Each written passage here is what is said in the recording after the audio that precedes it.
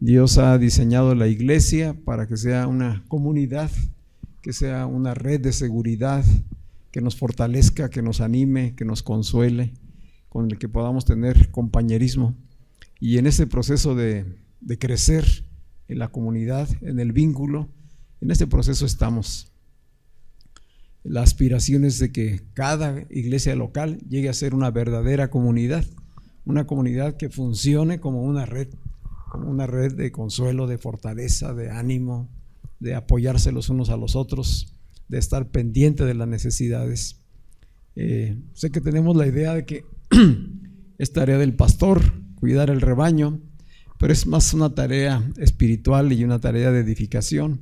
Realmente el diseño de la iglesia es los unos a los otros, que se amen los unos a los otros, que se apoyen los unos a los otros, que se fortalezcan unos a otros, que se edifiquen, etcétera. Hay una constante palabra diciendo unos a otros, porque es la manera de crecer en el amor, ¿verdad?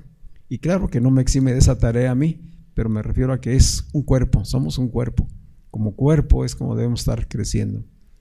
Decía alguien, si no te duele, si no sientes la circunstancia por la que atraviesa tu hermano, pues aún no estás en el cuerpo.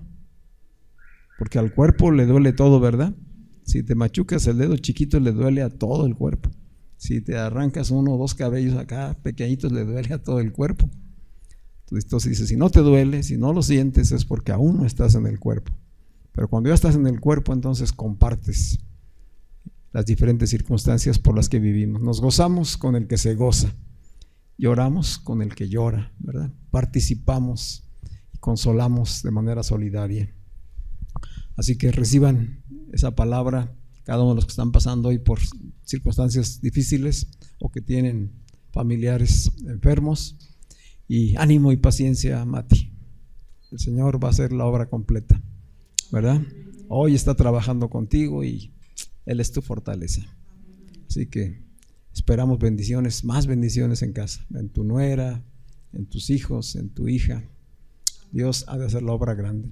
En Saúl, Él está obrando y trabajando, y en cada uno de nosotros. Bien, pues que la gracia y la paz de Cristo esté en cada uno de ustedes y dispongan su corazón para recibir palabra de vida. Amén. Estamos en el capítulo 8 del Evangelio de Marcos, recordando que Marcos es el escriba y Pedro, el apóstol Pedro, es el que está dictándole qué ha de escribir, y juntos escribieron el primer evangelio que fue conocido en la vida cristiana. Este fue el primer documento que tuvieron en sus manos los primeros creyentes en Jesucristo, los recién convertidos. Obviamente casi en su mayoría fueron judíos, y posteriormente se fueron incorporando personas no judías, pero en el principio de conversión fue judíos convertidos a Cristo. A ellos fue anunciado primero el mensaje y Cristo también lo extendió hacia los gentiles. Así que hoy estamos en el versículo 22, Marcos 8, 22 al 26. Voy a darle lectura. Dice, cuando fueron a Betsaida, ¿quiénes fueron? Jesús y sus discípulos. Le llevaron un ciego y le rogaron que lo tocara. Jesús tomó la mano del ciego y lo llevó fuera de la aldea. Allí escupió en los ojos del ciego y luego le puso las manos encima y le preguntó, ¿puedes ver algo? El ciego levantó los ojos y dijo, veo gente, parecen árboles que caminan. Jesús le puso otra vez las manos sobre los ojos y el ciego recobró la vista y pudo ver a todos de lejos y con claridad. Jesús lo envió a su casa y le dijo, no vayas ahora a la aldea. Este es el pasaje, ¿verdad? Así que recordamos que Jesús había estado en Decápolis y ahí había hecho también un milagro de sanidad. Recordamos que este milagro del ciego aquí en Betsaida y la sanidad del sordo y tartamudo allá en Decápolis tienen una relación muy especial. Si observamos nosotros, si ustedes recuerdan cómo fue la sanidad del sordo y tartamudo, Jesús trató, así como aquí, allá también trató de manera personal, ¿verdad? Se lo llevaron, la gente le dijo: te rogamos que lo toques, que le hagas así. Y Jesús pasó desapercibido lo que le estaban diciendo, y él tomó al sordo y tartamudo y lo sacó de entre la multitud y lo sacó de la aldea, y allí de una manera personal lo atendió. ¿Recuerdan? Metió sus manos en sus oídos, escupió y luego le puso saliva en la lengua, ¿verdad? Y finalmente dice: Efata, y fue abiertos sus oídos y desatada su lengua. Hoy nuevamente nos presenta Marcos y Pedro la sanidad de este ciego, y nuevamente con unas características especiales. Jesús sanó a muchos ciegos, sanó a muchos sordos y mudos, sanó a muchos leprosos, etc. Pero estos dos casos son muy especiales. Entonces quiere decir que el Evangelio nos quiere dar un mensaje especial. Si nosotros sacáramos este milagro de sanidad del contexto y solamente habláramos de él como algo aislado, con toda seguridad nos perderíamos el mensaje que Marcos y Pedro quisieron dejarnos. Y esto es lo que sucede muchas veces con la Escritura, de sacar algún pasaje y tratarlo de una manera aislada. Este pasaje está muy relacionado con el viaje en el que está yendo Jesús con sus discípulos. ¿Recuerdan? Que él salió de allá de la región de Capernaum, en Galilea, y se fue a Tiro, y de Tiro fue a Sidón, y de Sidón bajó a Decápolis, y hablamos de un recorrido de meses en los que estuvo con sus discípulos, con un interés en especial. Estaba trabajando con ellos fuera de la región de Israel, y estaba llevando el mensaje a los gentiles, a los que no eran judíos, abriéndole la puerta también al reino de Dios, diciendo: el reino de Dios se ha manifestado, el reino de Dios está presente hoy, arrepiéntanse y crean y reciban. Eso lo estuvo haciendo, y sus discípulos recibiendo enseñanzas, recibiendo ejemplos, recibiendo testimonios. Entonces Jesús está trabajando. En ese contexto están estos dos milagros, no están aislados, y por eso vamos a estar relacionando esta sanidad del ciego con la sanidad del sordo y tartamudo. Hay un mensaje de parte de Dios. Solamente el Evangelio de Marcos menciona estos dos milagros. Si nosotros vamos a los otros evangelios, vamos a ver muchos milagros, pero Marcos es el único que toca estos dos. Por eso digo que es tan importante, porque algo nos quiso decir Pedro y Marcos, algo nos quisieron decir a los que leyeran el Evangelio, a los que lo escucharan, relacionando estas dos sanidades de una manera muy poderosa. Así que ellos se encuentran en Betsaida.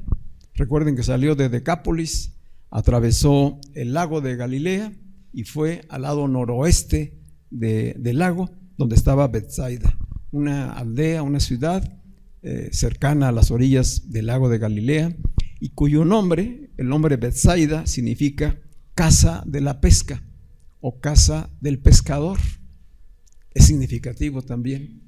Es decir, todo tiene propósito. Todo lo que está escrito lleva un mensaje, no solamente literal, lleva un trasfondo espiritual. Todo lo que Dios hace, todo lo que Jesús hizo en ese tiempo, lo hacía con propósito, lo hacía caminando en la voluntad de Dios.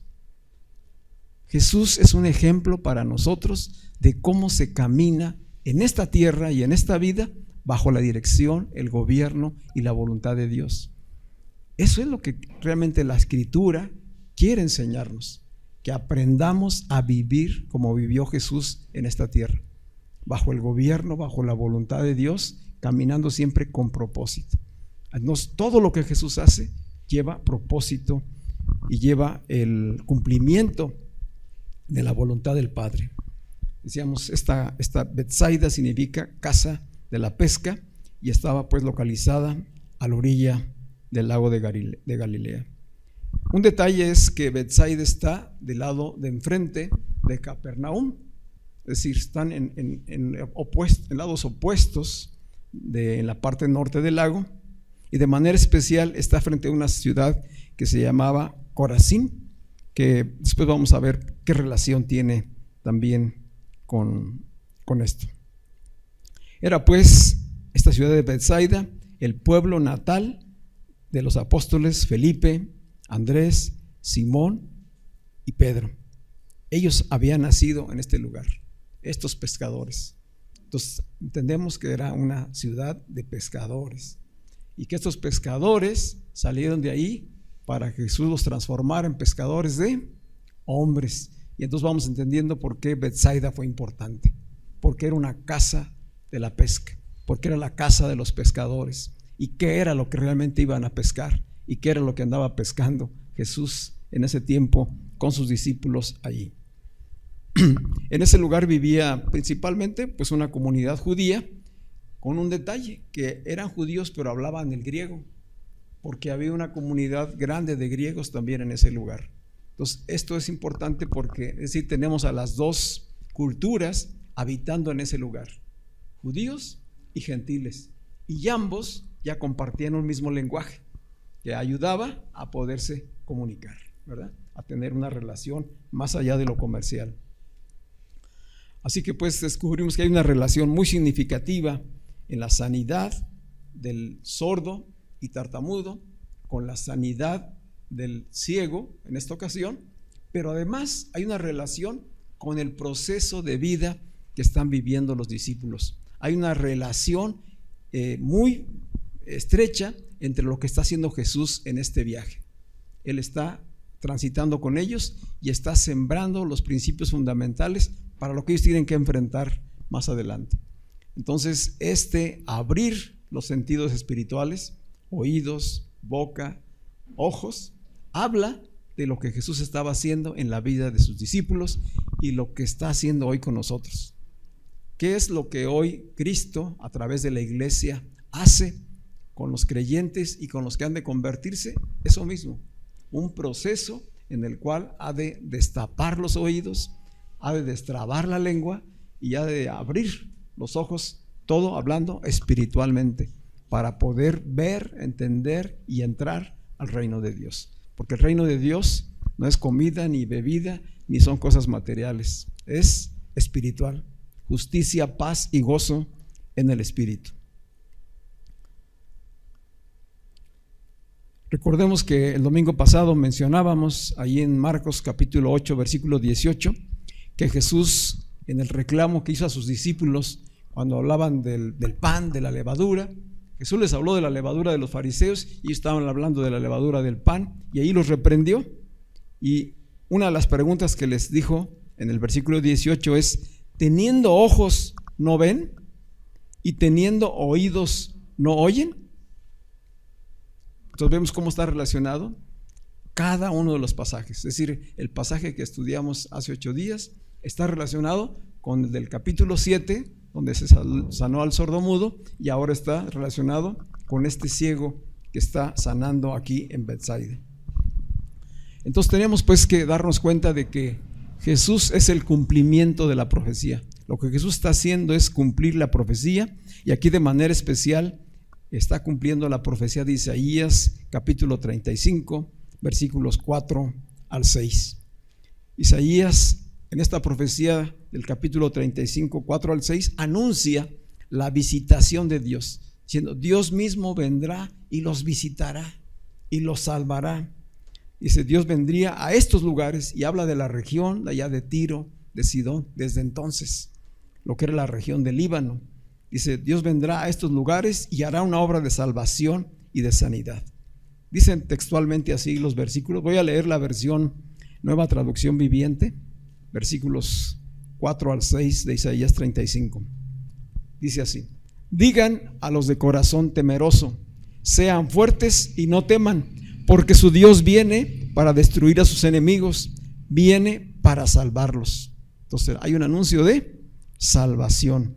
Dice el versículo 5, y cuando Él venga, cuando Dios venga, abrirá los ojos de los ciegos y destapará los oídos de los sordos. El cojo saltará como un ciervo y los que no pueden hablar cantarán de alegría. Brotarán manantiales en el desierto y corrientes regarán la tierra baldía. Así que, ¿cuál era esa visitación de Dios? Jesucristo mismo, ¿verdad? Es decir, todas las señales y los milagros que estaba haciendo Jesús tenían un propósito, y no era nada más el de darle el bien o el beneficio a una persona, eran el cumplimiento de lo anunciado, eran el testimonio de que Él era el Mesías, de que Él era el Cristo, de que era Dios mismo encarnado haciéndose presente, el reino de los cielos acercándose a las personas, ¿verdad? No solamente a los judíos, sino también a los que no lo eran. Exactamente, fue para todos. Así pues que vemos que hay un paralelismo entre las señales y los milagros, en especial estos dos casos que he mencionado, y el proceso espiritual de transformación que estaba ocurriendo en la vida de los discípulos. Después de más de 3 años de estar con Jesús, era ya tiempo de que sus ojos espirituales, de que sus oídos espirituales, de que su boca espiritual ya estuviera adiestrada, ya pudieran dar testimonio, ya hubieran descubierto quién realmente era Jesús, ya hubieran retenido las palabras de vida que Jesús les estaba dando. Ese es el proceso. Sin embargo, fue lento, ¿verdad? Vemos constantemente durante ese viaje que una y otra vez los discípulos fallan a la hora de interpretar, de discernir las cosas espiritualmente, que lo que primeramente hacían era responder, reaccionar de manera natural. ¿Nos sucederá eso a nosotros? ¿Cuánto tiempo necesitaremos en la vida cristiana para realmente decir, ya nuestros sentidos están adiestrados, ya discernimos, entendemos, comprendemos las cosas no solo de manera natural, sino ahora las podemos entender y ver de manera espiritual, porque a eso estamos llamados? Los hijos de Dios somos seres espirituales, habitando en cuerpos de carne y hueso como Jesús lo hizo, para discernir la vida no solamente de la manera natural, sino entenderla, comprenderla espiritualmente y poder ver más allá, poder escuchar más allá de lo superficial. Siempre hay algo más en el trasfondo que debemos comprender. Este proceso que vivieron los discípulos es el mismo proceso que tú y yo estamos viviendo.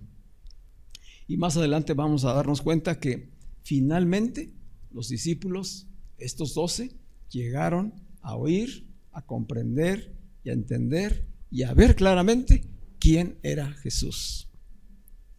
¿Quién era Jesús?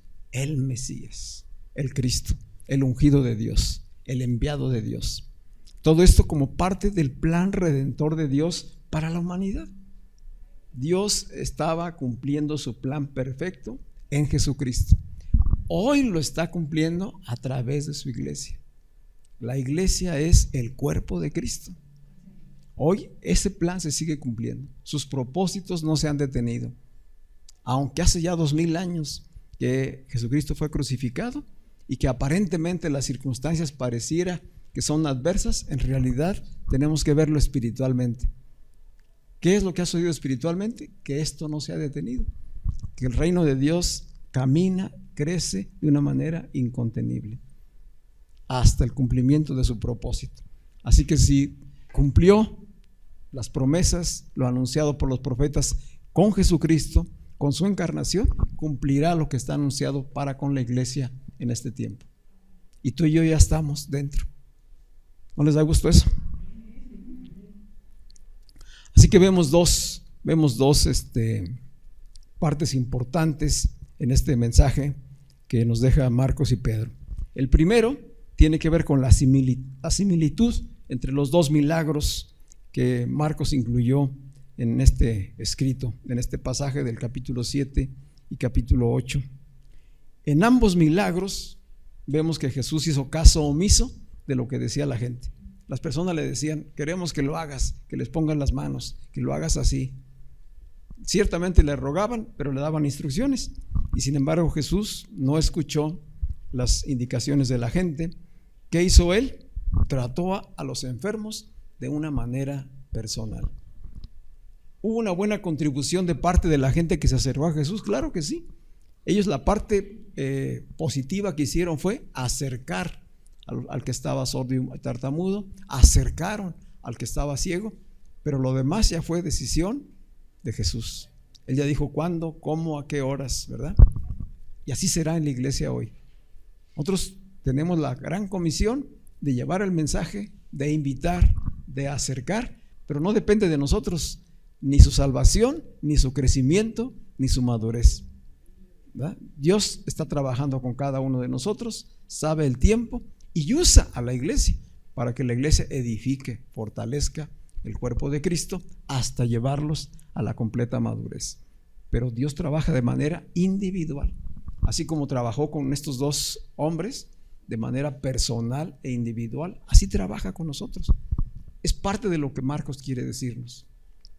Dios tratará con cada uno en sus circunstancias, en sus necesidades, en su propósito, en la vocación que tiene para cada uno. De tal manera que no nos trata así como mayorías, ¿verdad? Como multitud. Al contrario, va separando y tratando de manera personal. En ambos milagros, Jesús usó saliva y usó sus manos en el proceso de sanar a estos dos enfermos. Y hablamos de enfermos, no de cualquier enfermo. O sea, llevarle a Jesús a un ciego se necesita mucha fe, ¿no crees? Es decir, gente que acerca a un ciego o a un sordo o a un paralítico, pues es porque confía que Jesús puede sanarlo, que le puede devolver la vista, que le puede devolver el sentido del oído, que le puede desatar la lengua. Se necesitaba creer, se necesitaba haber escuchado lo que hacía Jesús y confiar. O sea, es diferente que te traigan a alguien que venga padeciendo de un dolor de estómago o de una calentura o de alguna situación así, un pequeño dolor, a alguien que viene con un problema ya de invidente, ¿verdad? Entonces estamos hablando de cosas sobrenaturales. Dios trató con ellos y ciertamente hizo su parte la multitud, pero Jesús los separó de la multitud y trató de manera personal a cada uno de ellos. En los dos casos vemos el contacto físico, el ponerle saliva, que habla de la esencia misma de lo que Jesús era. Les compartió de su esencia, ¿no? De lo que Él traía para dar vida a cada uno, ¿sí? Todos sabemos que en la saliva va el ADN de cada uno de nosotros, ¿verdad? Es decir, la esencia de la vida está allí. Se las compartió de una manera personal y directa. Les dedicó tiempo, quizá conversó con ellos mientras los sacaba de la ciudad, pero sobre todo tuvieron un tiempo a solas con Él. Tuvieron un tiempo a solas, fuera de la multitud, fuera de la ciudad, y estableció ese vínculo personal de confianza y de afecto que seguramente ellos necesitaban. Estos dos hombres no solamente necesitaban sanidad, seguramente tanto su ceguera como su sordera los había mantenido aislados de la comunidad, habían estado aislados de toda situación con respecto a la realidad de la vida, y Jesús, a través de este trato personal, del afecto, de la atención, los reincorpora. Es una manera de mostrarles y decir: ustedes son parte de mi familia, son parte de la familia de Dios y están siendo restaurados para que vivan la vida de acuerdo al plan perfecto de Dios, ¿verdad? Muy precioso el tiempo y la enseñanza que nos deja el ver la manera en que Jesús trata con ellos.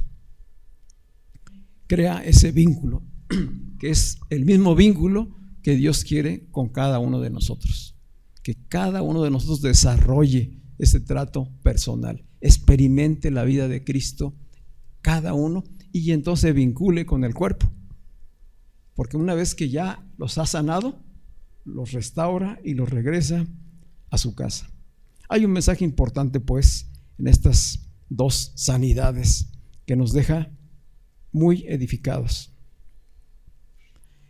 Ambas sanidades están situadas en el contexto de lo que Jesús está haciendo con sus discípulos.